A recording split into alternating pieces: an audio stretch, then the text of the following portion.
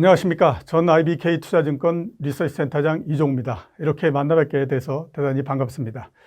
오늘 제가 1시간 동안 인플레이션과 금융정책을 가지고 여러분을 만나 뵙고자 하는데요. 전체적인 강의는 두 개로 나눠서 할까 싶습니다. 일부는 인플레이션과 관련한 부분들로서 말씀을 드리도록 하고요. 두 번째는 금융정책과 관련해서 말씀을 드리도록 하겠습니다. 물론 이 금융정책에는 우리나라뿐만 아니라 미국의 금융정책까지도 모두 포괄해서 한번 좀 말씀을 드리도록 이렇게 하겠습니다.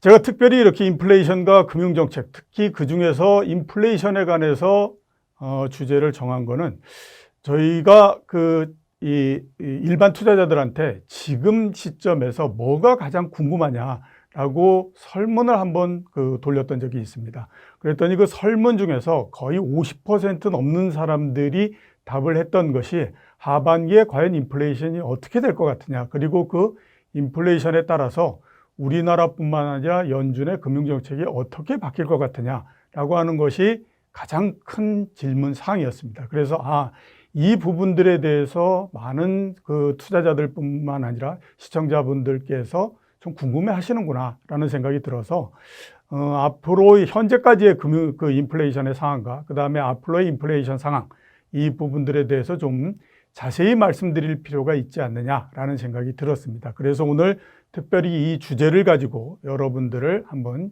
만나 뵙도록 하겠습니다. 먼저 인플레이션에 대해서 일부에 먼저 말씀을 드리도록 하겠는데요. 현재 상황서부터 한번 말씀을 드리도록 하겠습니다. 현재 상황은 인플레이션이 국내에 모두 다 상당히 지금 높은 상태입니다. 그래도 우리나라 같은 경우에는 인플레이션율이 대체적으로 2% 정도에서 머물고 있기 때문에 그렇게 높은 상태는 아니다라는 생각이 드는데요. 미국 같은 경우에는 5월 달에 소비자 물가 상승률이 5%를 기록을 했습니다. 이 5%라고 하는 것이 얼마나 높은 수준이냐라고 하면 13년 내에 가장 높은 수준까지 지금 올라가 있는 상태고, 원래 연준이 올해의 물가 상승률이 3%를 약간 넘을 수는 있어도 3% 초반 아니겠느냐라는 생각을 했었거든요.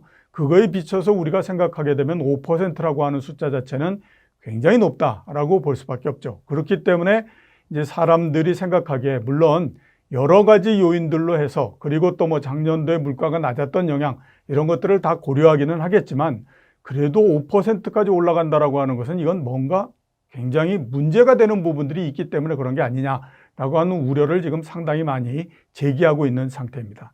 그래서 그 부분들을 한번 그래프로 한번 보시면 이런 상태입니다. 자, 먼저 미국의 물가 상승률이 앞에서 말씀드렸던 것처럼 굉장히 높게 올라가 있는 게 사실이고요.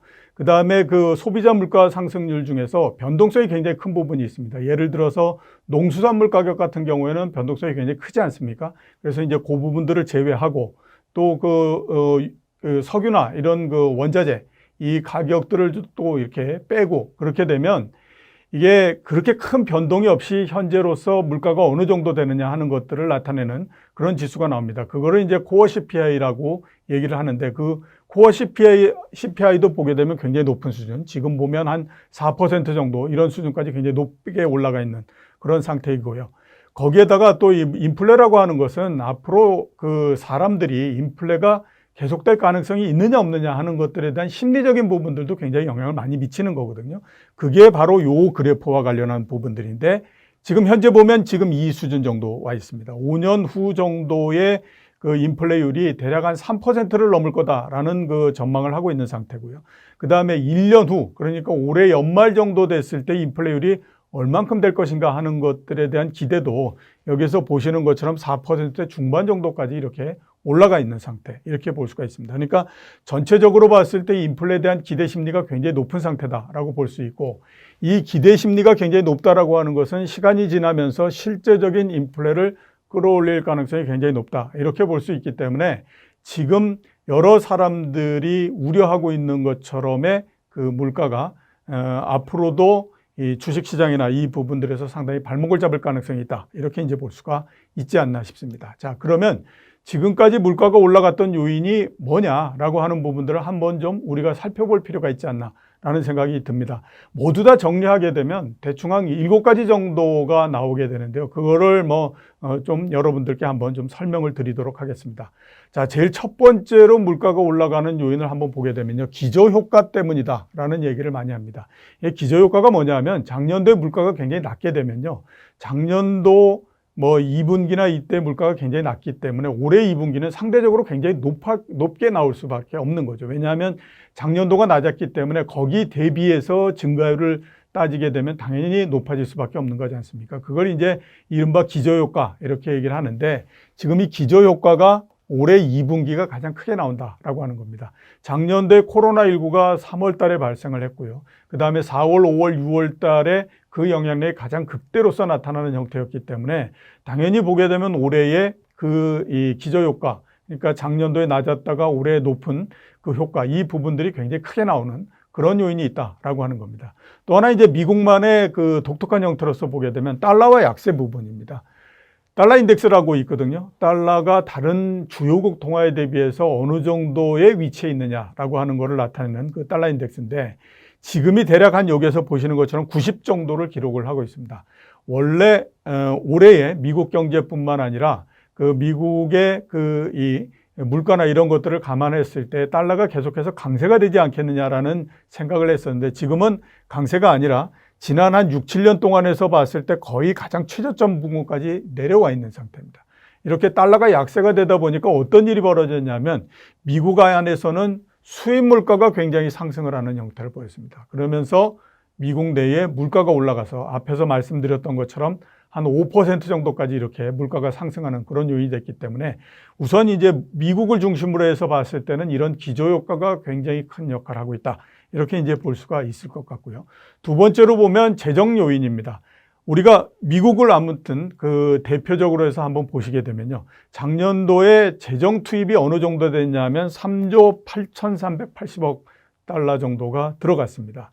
크게 봐서는 한 4조 달러 정도 되는데 그 이전 해들을 한번 보게 되면요. 2019년도에 9,800억 달러였고요.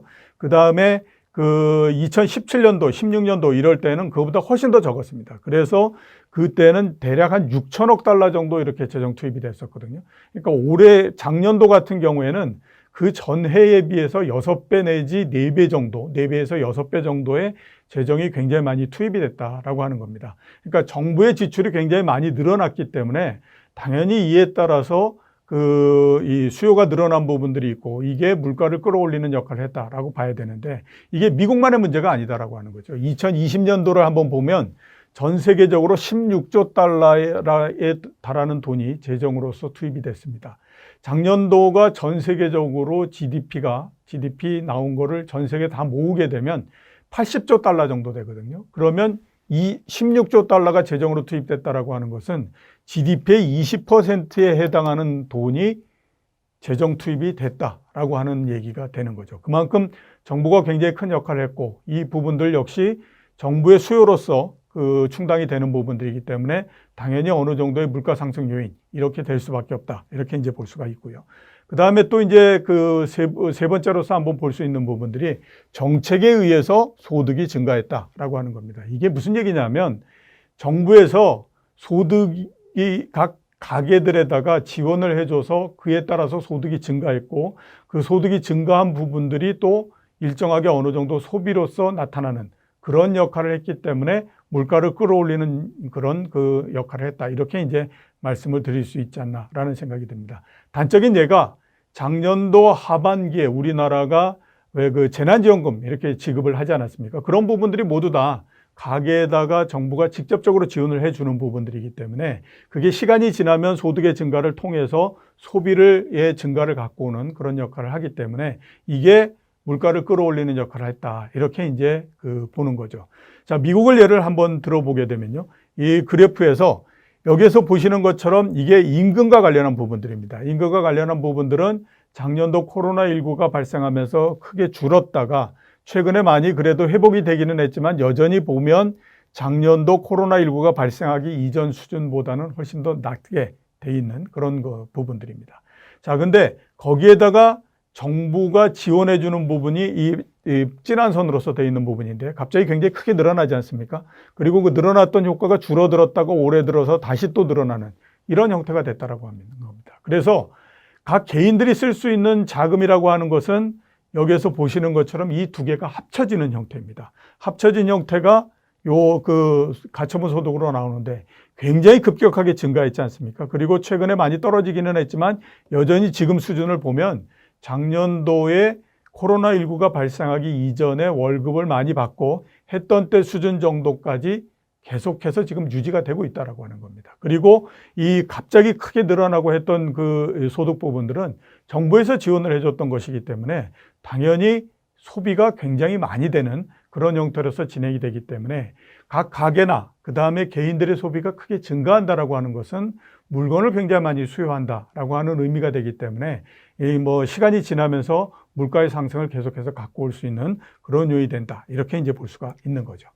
자, 또 하나 우리가 봐야 되는 것이 뭐냐면 부의 효과입니다. 이거는 무슨 얘기냐면 자산 가격, 즉 주가도 올라가고 그 다음에 부동산 가격도 올라가고 뭐 이렇게 여러 가지 자산의 가격들이 올라가면서 그 자산의 가격이 올라가기 때문에 사람들은 또 마찬가지로 자기의 부가 증가하는 형태가 되지 않습니까? 내가 가지고 있는 부동산의 가격이 올라가면 내 자산이 늘어나게 되고 주가가 올라가게 되면 내 자산이 또 증가하는 그런 그 효과가 있기 때문에 이게 자산이 증가하게 되면 그에 따라서 당연히 소비가 어느 정도 증가하게 된다라고 하는 거죠. 그 효과에 의해서 인플레가 발생한다라고 하는 겁니다. 자, 작년도를 비롯해서 지난 몇 년 동안에 우리가 그 GDP가 올라온 것을 보게 되면 이런 형태입니다. GDP는 그냥 일정하게 꾸준히 이렇게 올라오는 형태가 됐었는데 미국의 주가 같은 경우를 보면 그동안에 계속해서 올라왔다가 작년도 같은 경우에 굉장히 속도가 빨라지는 그런 형태가 된 거죠. 이 괴리만큼이 어떻게 생각하면 자산의 가격에 의해서 내 부가 증가하는 형태가 된 겁니다. 자, 이러면서 굉장히 많이 이 소비가 증가할 수 있는 그런 여력을 가졌다라고 볼 수가 있고요. 그 다음에 이제 또 하나 우리가 봐야 될 것은 채무 상환 비율입니다. 그러니까 내가 한 달에 월급을 받아가지고 그 중에서 또 뭐 그런 부분들이 있지 않습니까? 세금을 내야 되는 거 이런 거는 뭐 내가 피할 수 없는 부분이니까 그 세금을 내야 되는 부분들을 빼게 되면 내가 실제적으로 얼마만큼을 쓸 수 있느냐 하는 것이 나옵니다. 그게 이른바 이제 가처분 소득이라고 얘기를 하는데 그 이제 가처분 소득이 나한테 나오게 되면 그 중에서 뭐 빚을 갚는 데 쓰기도 하고 또 이자를 갚는 데 쓰기도 하고 이렇게 하죠. 그래서 내가 전체적으로 쓸 수 있는 돈 중에서 채무를 상환하는 데 들어가는 비율이 얼만큼 되느냐 하는 것을 나타내는 것이 바로 이 채무 상환 비율입니다.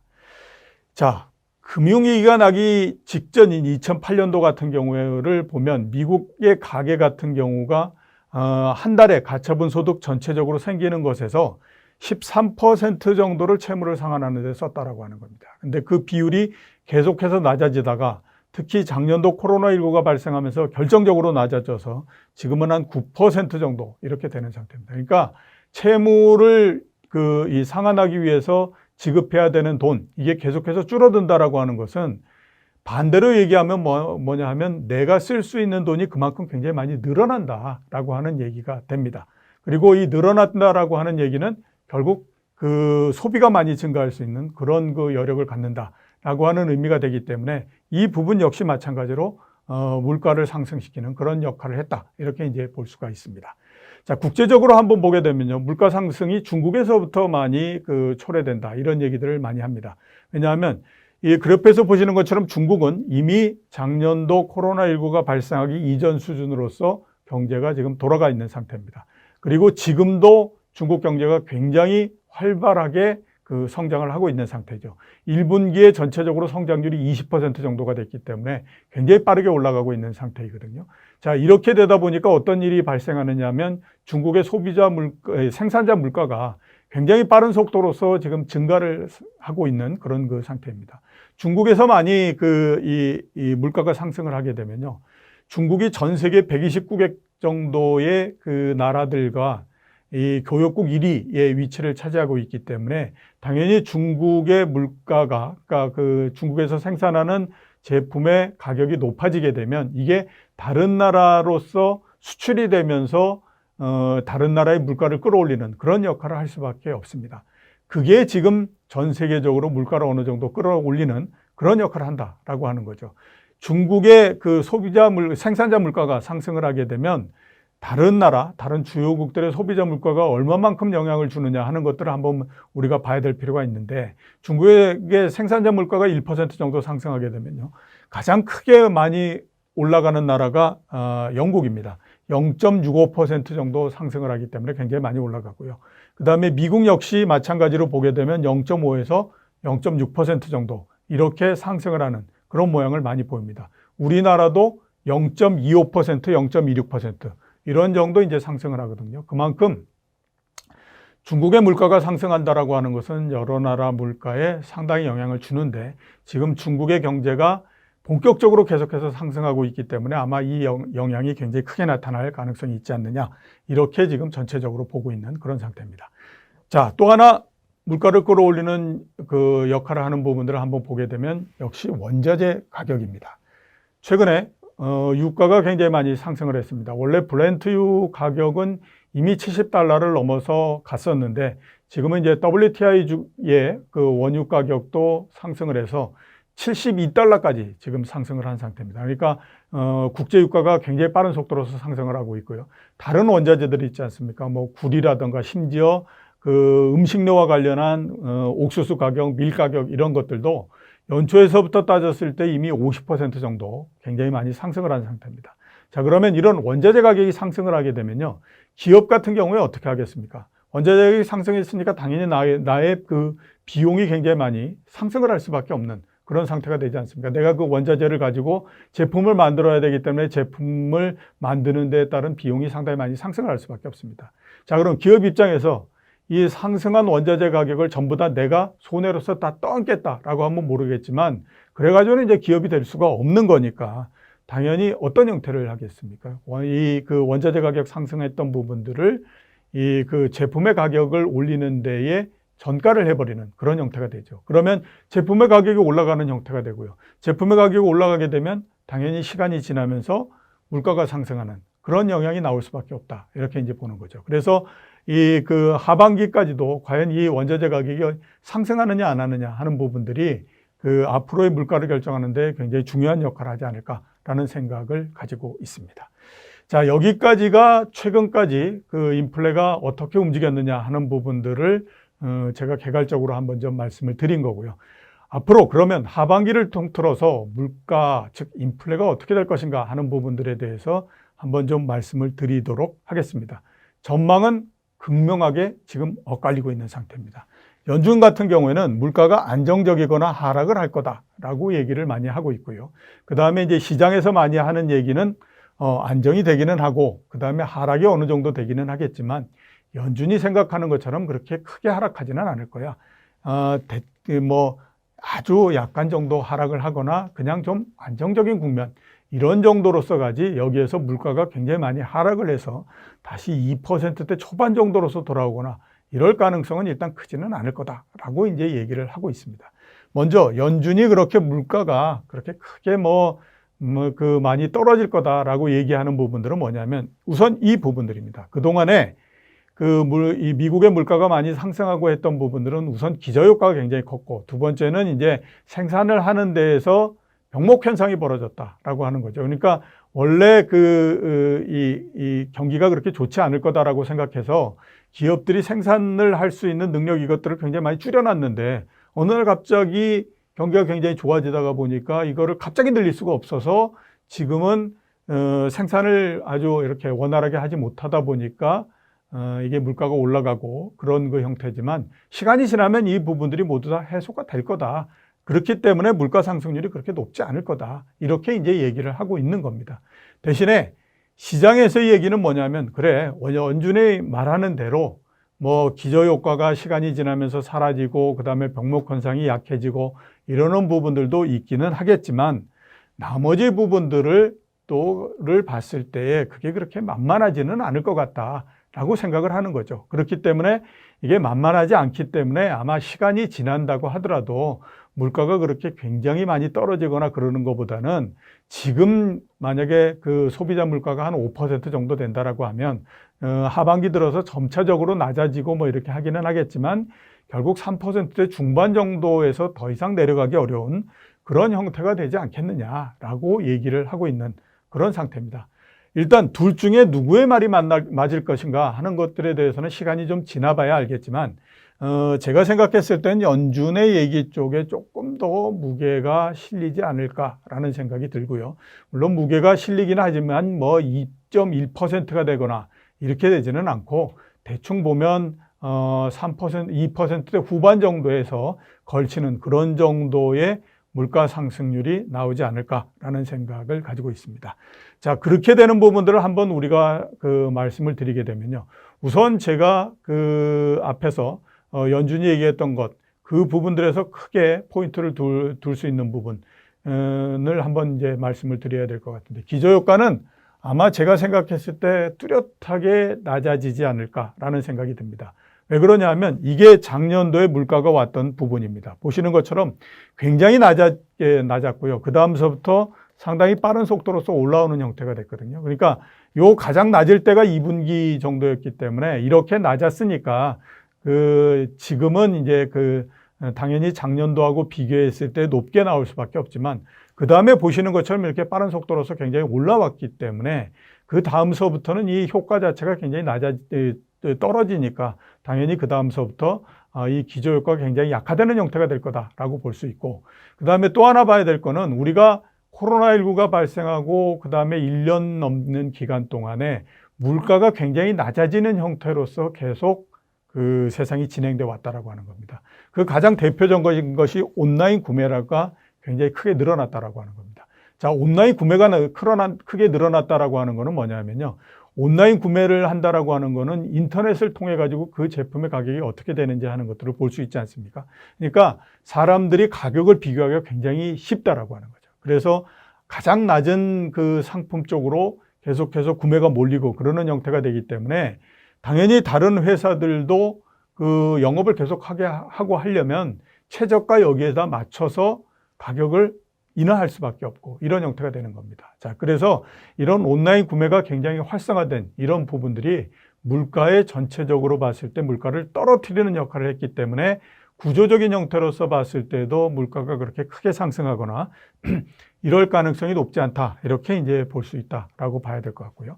그 다음에 지금 이제 물가가 상승할 거다라고 하는 그 가능성에서 가장 포인트를 많이 두고 있는 부분이 뭐냐면 소비 부분입니다. 앞에서 제가 말씀드렸던 것처럼 정부가 많은 지원을 해줬고 했기 때문에 이게 소비가 굉장히 크게 증가할 수 있는 역할을 지금 이제 하게 됐고, 그 다음에 또 집단 면역에 들어가게 되면 하반기 정도서부터 서로 대면이 굉장히 활성화되기 때문에 그런 면에서 보게 되면 이 서비스 물가도 상당히 많이 상승하고, 그래서 이 소비에 따라서 이 물가가 상당히 많이 상승하는 그런 형태가 되지 않겠느냐라고 하는 생각이 지금 많이 있는 상태입니다. 자, 그래서 우리가 과연 그렇게 될 것인가 하는 부분들을 한번 살펴볼 필요가 있습니다. 정부가 많은 지원을 해줬던 것은 사실인데요. 이게 정말로 소비에 굉장히 많이 사용될 것인가 하는 것들을 한번 볼 필요가 있습니다. 이 오른쪽에 있는 이 그래프가 작년도서부터 미국이 재난지원금을, 그러니까 우리나라에 작년도 6월 달에 지급했던 것 같은 재난지원금을 지급을 해줬을 때에 어떻게 사용됐는가 하는 것들을 용도별로서 나온 겁니다. 제일 첫 번째 지원을 해줬더니 100을 지원해줬더니 그중에서 74% 정도를 소비했었다라고 하는 겁니다. 두 번째 지원을 해줬더니 그게 22%로서 줄어들었습니다. 세 번째 올해 초서부터 했더니 그게 19%로서 줄어들었다라고 하는 거죠. 그러니까 실제적으로 지원해줬던 것 중에 소비로서 사용되는 부분들이 보시는 것처럼 그렇게 많지 않더라라고 하는 겁니다. 그러면 나머지 어디에다 사용됐느냐? 부채를 상환하는데 50% 넘게 썼고요. 그 다음에 나머지 되는 부분들을 이 저축을 하는 데에 많이 이렇게 남겨놨다라고 하는 겁니다. 그러니까 실제적으로 소비가 되는 부분들은 이 정도밖에 안 되기 때문에 과연 이 정도 소비되는 걸로 해서 물가가 계속해서 상승을 할 수 있겠느냐라고 하는 거에 대한 얘기가 지금 굉장히 많이 나오고 있는 상태거든요. 그래서 이런 부분들을 봤을 때 과연 소비가 큰 역할을 할 거다라고 하는 기대가, 그리고 그런 전망 자체가 맞을까라고 하는 거에 대한 의문이 지금 많이 제기되고 있는 것은 사실이다라는 생각이 듭니다. 자, 또 하나 우리가 생각해야 될 부분들이 고용입니다. 이 고용이 왜 그 얘기가 되느냐? 그냥 고용만 늘어난다라고 해서 그게 이제 물가를 많이 상승시키거나 이런 역할을 하지는 않습니다. 이 고용이 증가하는 것에다가 그 다음에 이제 임금이 올라가게 되면 당연히 그에 따라서 물가가 상당히 높게 상승을 하는 그런 형태가 되는 거죠. 미국 같은 경우에 보게 되면요, 대략 그 실업률이 5.5% 밑으로 떨어지기 시작하면 그 다음서부터 그 임금이 상승을 하는 그런 그 모습이 많이 나왔습니다. 지금 미국의 실업률이 어느 정도냐 하면 5.8% 정도 됩니다. 그러니까 드디어 이제 5%대로서 진입을 했고 5.5%가 되는 데까지 그렇게 시간이 많이 걸리지 않을 거다라는 생각이 드는 거죠. 그렇게 되면 이제 드디어 미국에서 고용이 정상이 되면서 임금이 상승을 하고 그에 따라서 물가가 상승할 가능성이 높지 않느냐 이렇게 이제 보고 있는 그런 그 사실이다라고 볼 수 있죠. 근데 이번 같은 경우에는 꼭 그렇게 될 가능성은 그렇게 높지는 않은 것 같다라는 생각이 듭니다. 왜냐하면 이 그래프 때문에 그런데요. 영구 실업자라고 합니다. 그러니까 실업자가 됐는데 그중에 뭐 한 1, 2개월 실업자인 경우도 있고 6개월인 경우도 있고 그다음에 한 1년 넘어가지고 이제는 뭐 자포자기 상태에 빠져서 내가 적극적으로 직업을 구하기 위해서 노력하지 않겠다라고 하는 그런 그 사람들의 비율인데요. 자, 여기서 보시는 것처럼 원래 어느 정도 됐었냐면 한 150만 명 정도 이렇게 됐었는데 지금은 350만 명 정도를 넘습니다. 그러니까 그 코로나19가 발생을 하고 223만 명 정도가 늘어났다라고 하는 겁니다. 그러니까 그 영구적인 실업자가 굉장히 많이 증가하고 또 그 숫자가 굉장히 높은 상태에 있기 때문에 그 임금이 상승하게 되면 언제든지 여기에 있는 사람들이 다시 이 취업을 하기 위한 쪽으로서 나올 가능성이 굉장히 높다. 이렇게 이제 볼 수가 있는 거죠. 그래서 그만큼 이 단순하게 실업률 자체가 5.5%보다도 낮아진다라고 해가지고 임금이 굉장히 높아지거나 이렇게 될 가능성은 그렇게 높지 않지 않느냐라는 생각이 우리가 들 수밖에 없다. 이렇게 이제 생각이 들고요. 또 하나 우리가 생각해야 될 부분들이 뭐냐면 이 실업률이 좀 개선이 되면서 사람들이 이제 취업을 한다고 하더라도 과연 그게 적극적인 임금 상승으로서 그 귀결이 될 것인가 하는 부분들에 대한 부분들입니다.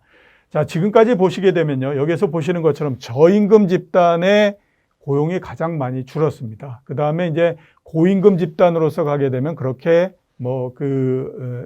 실업이 많이 늘어나거나 그런 그 부분들이 없거든요. 그게 여기에서 그림에서 보시는 것처럼 이런 형태입니다. 요게 저임금 근로자 집단 이렇게 돼 있는데 여기에 이제 누가 취업했느냐 하면 무슨 맥도날드에서 매장에 있는 사람들 이런 사람들도 모두 다 여기 있는 그런 사람들 이렇게 이제 볼 수가 있죠. 자, 이런 사람들 같은 경우에는 임금에 대한 탄력도 이게 굉장히 높은 상태이기 때문에요. 임금이 어느 정도 조금만 상승하게 되고 이렇게 되게 되면 고용 시장에 들어가겠다라고 하는 욕구가 상당히 크기 때문에 일단 시간이 지나면 어느 정도는 좀 취업 쪽으로서 가지 않겠느냐라는 생각을 갖고 있고요. 이게 아직까지 취업이나 이런 쪽으로 가지 않은 가장 큰 이유는 바로 이런 부분들 때문에 그렇습니다. 지금 미국 같은 경우에 한 달에 월급이 500만 원 밑에 있는 사람들의 경우에는 취업을 하지 않는 것이 취업을 하는 것보다도 훨씬 더 경제적으로 이득이 됩니다. 왜냐하면 취업을 하지 않게 되면요. 정부가 이런저런 보조금에다가 또 실업수당 여기를 모두 다 합치게 되면 한 달에 500만 원 정도씩을 지급을 해줍니다. 그러니까 500만 원 밑에 있는 사람들 같은 경우는 취업을 해봤자 아무런 의미가 없는 거죠. 근데 이 프로그램 자체가 올해 7월 달에서부터 9월 달 정도가 되게 되면 주별마다 모두 다가 마감이 되는 형태가 됩니다. 그러면 그 이후에는 그 돈을 받을 수가 없기 때문에 이제서부터는 어느 정도 취업을 하고 이런 형태가 돼야 되는 거거든요. 그래서 이 사람들이 취업 시장으로서 들어온다. 이렇게 이제 보더라도 제가 판단했을 때는 임금이 그렇게 크게 상승하거나 이런 쪽으로서 진행이 되지는 않지 않겠느냐라는 생각이 들고 있습니다. 자, 그리고 원자재 가격 한번 보죠. 연초에서부터 굉장히 많이 상승을 했기 때문에 이 원자재 가격이 올라가고 하는 부분들이 물가를 굉장히 끌어올리는 역할을 할 거다. 이런 생각들을 많이 합니다. 그런데 또 한 면에서 봤을 때는 이런 부분들이 있습니다. 원자재 가격이 상승하게 되면 그만큼 공급을 하는 쪽도 늘어난다. 이렇게 볼 수 있는 거죠. 예를 들어서 보면 이렇습니다. 미국의 셰일 오일을 생산하는 회사들인데요. 지금 대체적으로 국제 유가가 45불에서 50불 정도를 넘어가게 되면 그 다음서부터 셰일 오일을 생산하는 회사들이 점차적으로 가동을 할 가능성이 높습니다. 왜냐하면 그 가동을 하면서 들어가는 비용이 이 정도인데 이거보다도 높아지게 되면 당연히 이제 점점 늘어나게 되거든요. 근데 지금 국제 유가가 얼마냐면 70달러를 넘어갑니다. 그러면 셰일 오일을 생산하려고 하는 회사들이 점점 늘어나겠죠. 그래서 여기서 보시는 것처럼 계속해서 셰일 오일을 생산하는 회사들의 숫자가 점점 늘어나고 있는 그런 상태입니다. 그렇기 때문에 원자재 가격이 추가적으로 크게 상승하지는 않을 거다라는 생각이 들거든요. 그래서 원자재 가격 상승에 따라서 생기는 물가의 부분도 그렇게 크지는 않을 걸로 그렇게 생각이 됩니다.